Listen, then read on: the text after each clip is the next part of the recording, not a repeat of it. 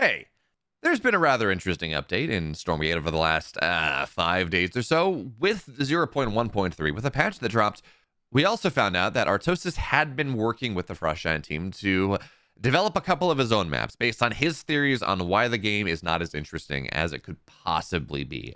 And he gave us two maps. He gave us Broken Crown Light, which has one speed camp per player, 3 bases, very, very small. And then a second map, Broken Crown, no creeps. No creeps. Right, just the same map that we've played tons of games on, but just no creeps. And before we get into what I think he got right, what I think is maybe not right, and really kind of my thoughts on map design here and where we should be going forward, I want to point out, I saw some people saying, wow, Broken Crown, no creeps. You know, the game just kind of sucks somehow. Somehow it sucks with that less creeps, even more than it does with creeps. And again, this is not me saying I think the game is sucks. This was Artosis' chat. Take it with a grain of salt. But the fact that people are surprised that the early game is slower on a map that has had no economic changes and it has had 1,000 early game Luminite or whatever it is sucked from the map and just removed from the map. Yeah, early game scaling is going to be a lot slower. This is not surprising. This is why I think first of all, the information that we got from No Creeps tells us that if you want to go no creeps, the economy scaling has to change. Sure, okay. That doesn't surprise anyone. But also, if we're trying to truly judge whether the game should have creeps or not, no creeps that's not good data. It's just the long and short of it. It doesn't tell us anything.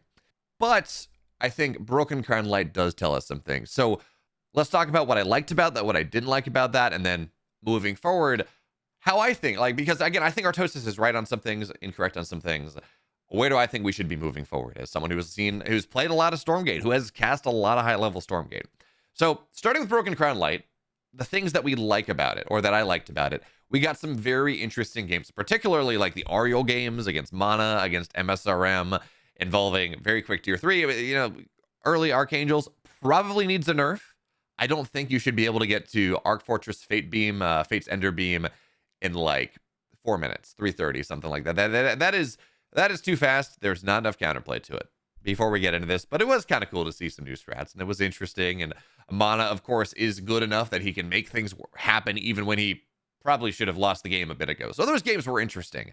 And in general, the trend that we saw, the trend that I don't think anyone is surprised about, and at least those of us that have been following RTS games for a while, is that the map got smaller. There were less resources on it. The natural and the third base were much harder to take, so the players got aggressive.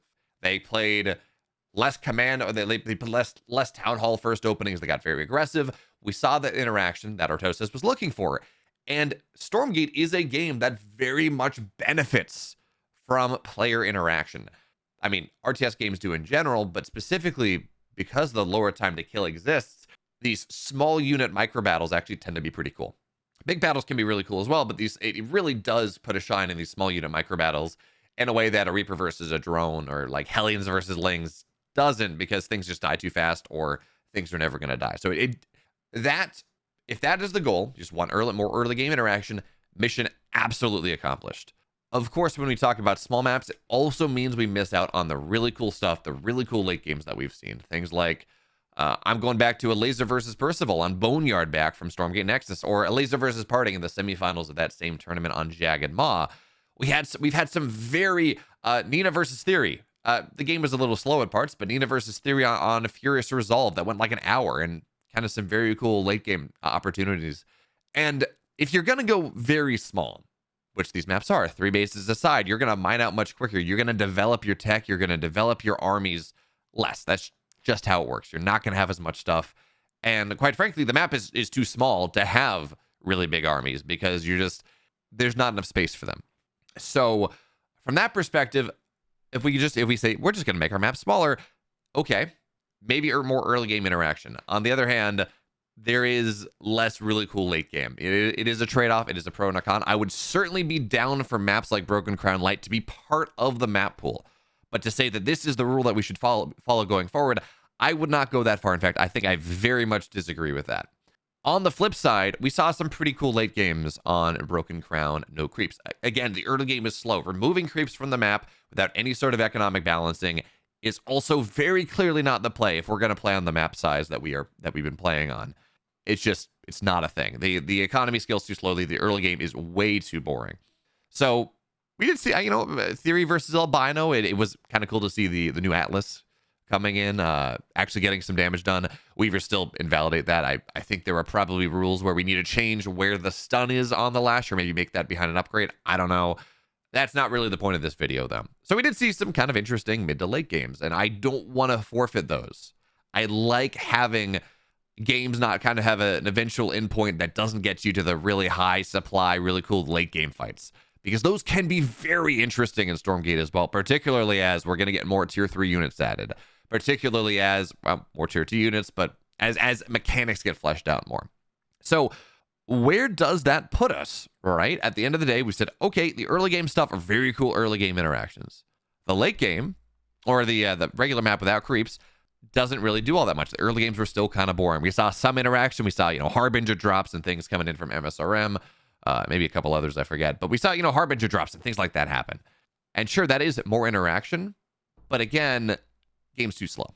Game does not ramp up quick enough without these creeps. So if we take all this together, and then also just me I've cast a lot of Stormgate. For the last 7 weeks, I've cast, a couple best of sevens, a GSL group. I'm diving into this stuff. Like, I've seen a lot of Stormgate. And I think Artosis has, again, I would love to see Broken Crown Light just added to the pool. I think that gives us a lot of variety. I think one of the benefits of Stormgate right now is there's a lot of variety in the map pool. A lot of maps play very differently. But looking forward for macro maps as a heuristic, as a way we want to approach things, I think our issue is not the presence of creeps or the lack thereof. I think it's much more to do with the placement. So if you look at, say, Broken Crown's up right here, right now. If you look at Broken Crown, they have very few centralizing areas. Yes, the middle of the map is wide open. We have some very cool games. Bases are centralizing forces because there are a couple bases that you want to move forward into the map that force players to fight around them. But all of the creeps, short of the vision camp, are on the edges of the map. Right? You got energy camp down below. You got resource camps out here. You got off to the sides. You got siege camps in the northwest, southeast. You got therium camps. Like, so much of the game is on the edges of the map. And if you're going to put things on the edges of the map, you're not going to have player interaction unless there's a very good reason to do so. And realistically, a resource camp is not worth fighting over versus just trying to maybe recap later on. Even if it is a economic injection, you can just go trade.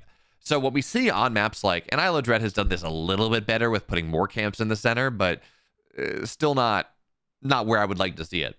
The way things happen is players just say, okay, well, I'm going to take my side of the map. I'm going to take my creeps. You're going to take your creeps. We're not going to fight. Creep jacking is just not worth it because I'm not guaranteed to get this, and I'm probably just going to, it's just not worth it. So it's too much of a coin flip. So I'm going to go take my creeps. You're going to take your creeps. The game's going to go on every, 3 minutes? Every time we respawn, we're going to go take our creeps again, and the game slows down, which is not the goal. Certainly not the goal. But that's not because the creeps exist. That is because we A, have too many of them on the map, and B, because they are not centralizing. And what do I mean by centralizing? I mean that we should have a much more stringent setup on where the creeps are. Each player, each spawn should have a healing camp in the main or their natural. That should be defensible. It should be protected because that is a nice little injection to get your natural going. We can see some kind of cool stuff with overcharged bob pulls, things like that. It's an injection to get your natural going, and it gives your armies a little bit of drip regen. It means that early game stuff, you have to make a choice. If you're going to go all in, if you're going to proxy something, you're probably not going to have that benefit, but you can still make it work, right? So it makes some interesting decision points.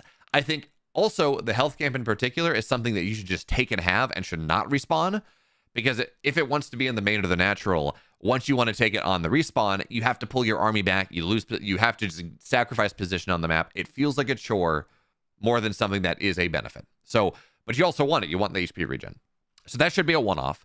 And then everything else should be impactful key camps in the center. I like what Ruination has done, where they have a vision camp right at the very center, and then they got a couple resource camps around. And, kind of Furious Resolve does something similar, but then there's a lot of stuff on the edges that you got to take. Putting camps on the edges encourages creeping, or encourages lack of interaction.